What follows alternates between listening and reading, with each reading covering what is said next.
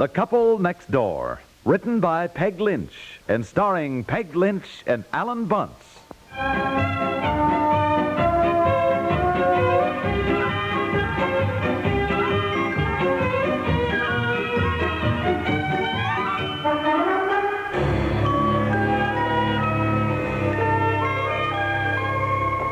Hi, what are you doing? I thought I'd better do some weeding in the rock garden. It looks terrible. You're home early. Yeah, well, I thought I better mow the lawn. Boy, I should have done it before I left, I never thought of it. You know, that's 3 weeks of grass growing up there. Yeah. Who's that waving at you? Where?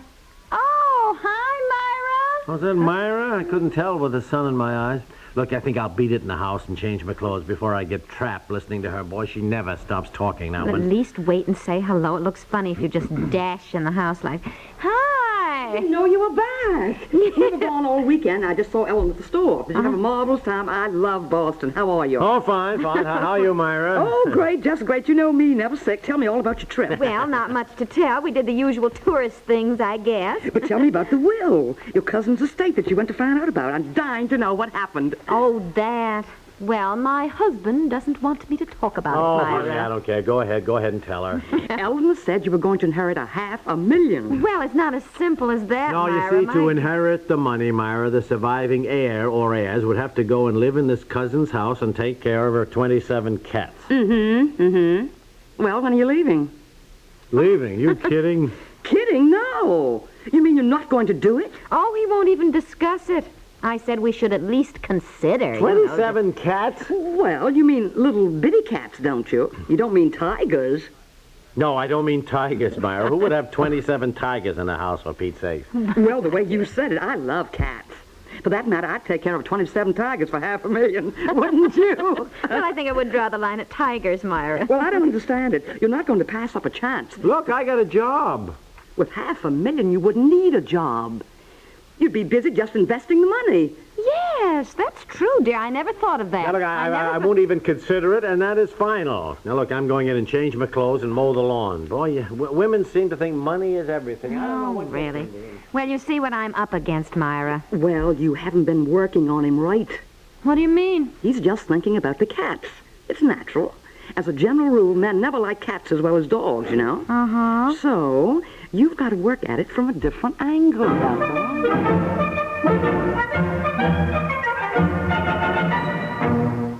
We'll return to The Couple Next Door in just a moment.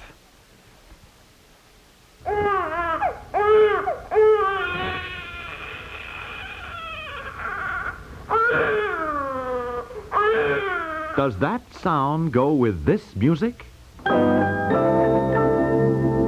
Of course it doesn't. And Junior's troubles won't have to cloud your happy holiday, the big Memorial Day weekend just ahead, if you plan now for baby's needs on that trip you're going to take. Check now. Make your list now. Baby food at the grocer's, pins and powder at the druggist's. Shop now. Let everybody, mother, dad, baby, have a happy holiday.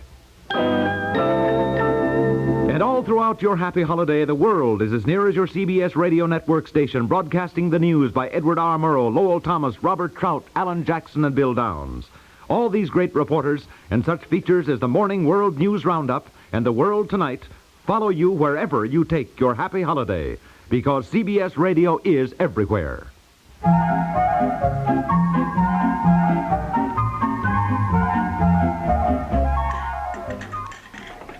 Good gracious, you haven't finished mowing the lawn, have you? I just started dinner. No. Look out there. What? Oh, who's that? Yeah, it's a kid from down the street, and a very enterprising young man, I might say. Right. He said he noticed that our lawn needed mowing. He stopped by last week, but we weren't home. He wanted to know if he could have the job. I thought you always said you liked to mow the lawn yourself. I hope he doesn't mow through my lilies of the valley out there. No, don't worry. This kid knows what he's doing. I could tell. He's going to trim the border and around the trees, he said, and the bushes.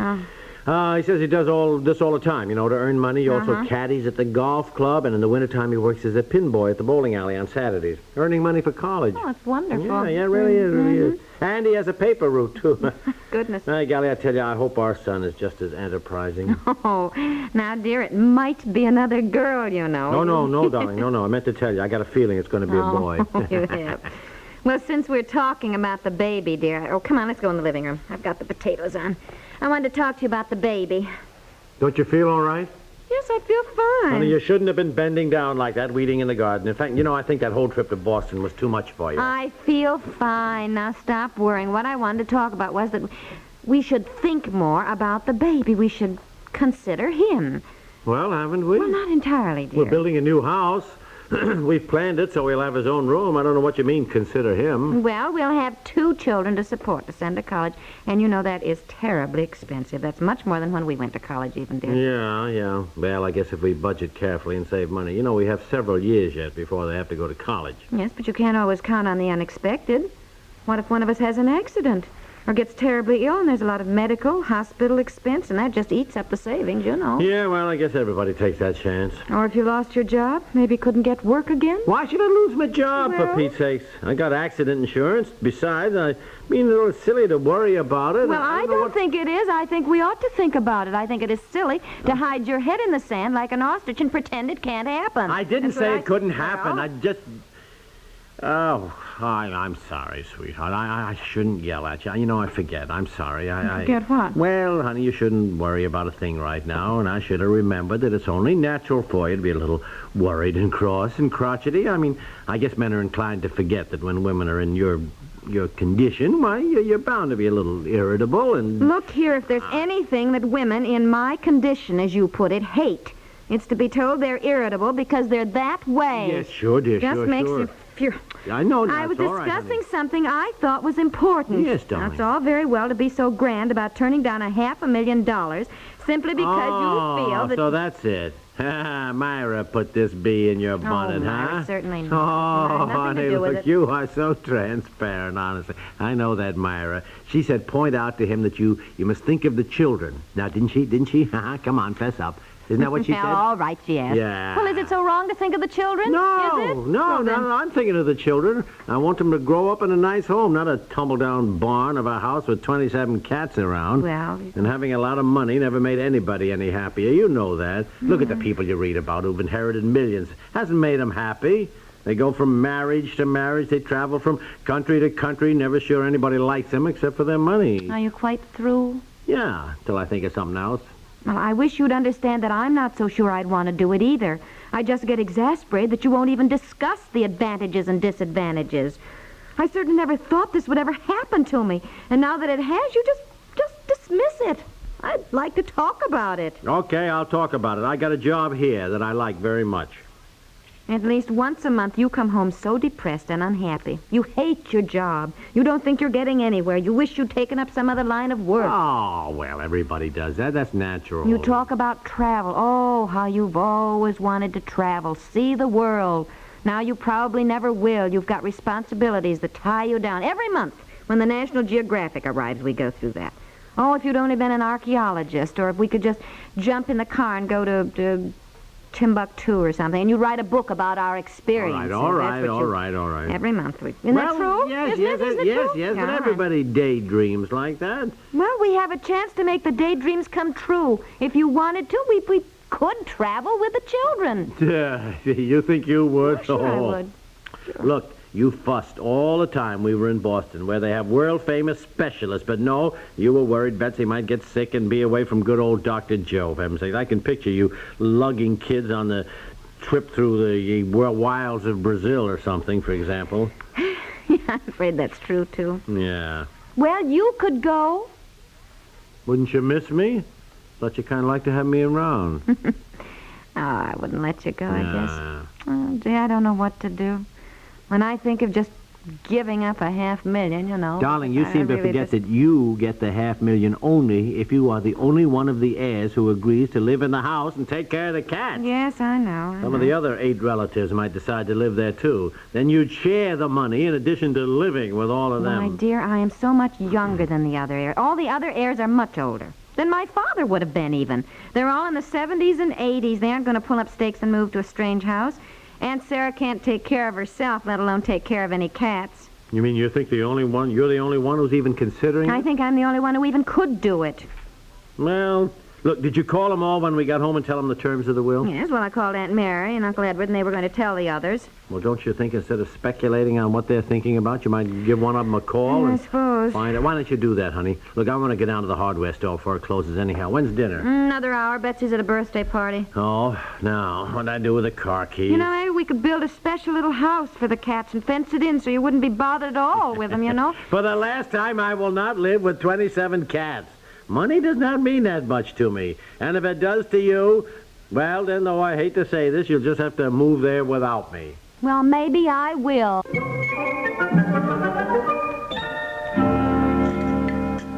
Hi, Mommy. Oh, hello, dear. Did Daddy stop and pick you up? Yes. Yeah, I thought I might as well. Stayed so long at the hardware store, I figured she ought to be about ready to come on home. Well, how was the birthday party? I suppose you ate so much ice cream and cake you have no appetite for dinner, have you, huh? No. Have you been crying, Mommy? Oh, no. I just got something in my eye, dear. You want to set the table in the dining room for Mommy, please? Sure I will. Use the flowered tablecloth we had last night, honey. It's right there. Look, I'm sorry I was so No, darn... don't apologize. Well- You were absolutely right. I felt terrible. I guess I have let the money go to my head, and I never realized it until after I talked to Aunt Mary. I called her. Oh, did you? Well, what'd she say? They're all thinking of moving there. All of them. All of them? Yes, apparently the thought of the $500,000 has them all so excited. Well, I could understand that, but you know how they never liked Laura anyhow. Now you should hear them. Oh, of course, it isn't the money, really. But for dear Laura's sake, they feel they should go and take care of her beloved 27 cats. Oh, really? I'll be doggone. I was just so flabbergasted. A bunch of hypocrites. At least I never knew Laura. But I guess I've been just as carried away by the money. I am sorry. We'll forget it and let them fight it out among themselves. Boy, human nature is a weird thing. And then what really annoyed me, Aunt Mary said, of course we knew you wouldn't want to move to Boston, dear, with a new baby coming and building a new house and everything. Yeah, trying to talk you out of it, huh? What'd you say? Well, I was so disgusted I didn't much answer. Said she was driving over tomorrow with Aunt Hannah and Uncle Edward to talk to me. Told her not to bother, that we weren't interested, but I guess she wants to make sure. Daddy? You know. Daddy, here's a bill for $4. And the boy said just send him a check. Yeah, all right, darling. I'm talking to your mother now. $4? For what? What boy? The boy who mowed the lawn. He was at the door. $4? Well, he wasn't here over 2 hours, and I'd already mowed half of it, the hard part, too. Well, didn't you ask him what he charged? Yes. He said $1 for mowing the lawn. $1.50, maybe, Well, but dear, they charge extra for trimming. That's why I was surprised you had him. What's the bill say? Yeah, you see. He's charged you $2.50 for trimming. Well, Right that little swindler. Only a while ago you called him an enterprising young man.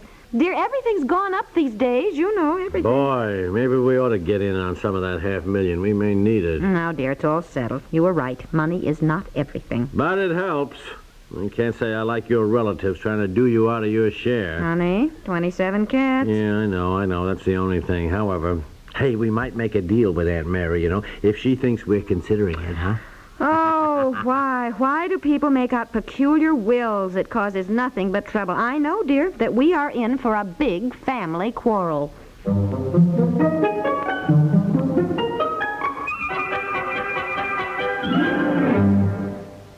Holiday coming with all kinds of outdoor eating and fun. Whatever your plans for the long weekend, you'll need triple waxed Cut Right, the wax paper that keeps all picnic food fresh longer. Penny for penny, the big 125-foot roll gives you almost 4 times more than the expensive wraps and gives you a full 25 feet more than most other wax papers. It's being featured in food stores now, so when shopping, be sure to look for the Cut Right display and pick up a roll of Cut Right.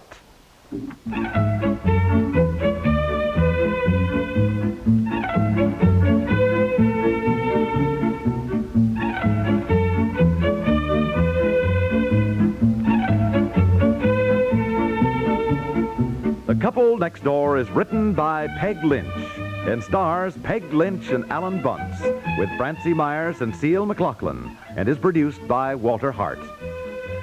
This is Stuart Metz inviting you to listen again tomorrow for The Couple Next Door.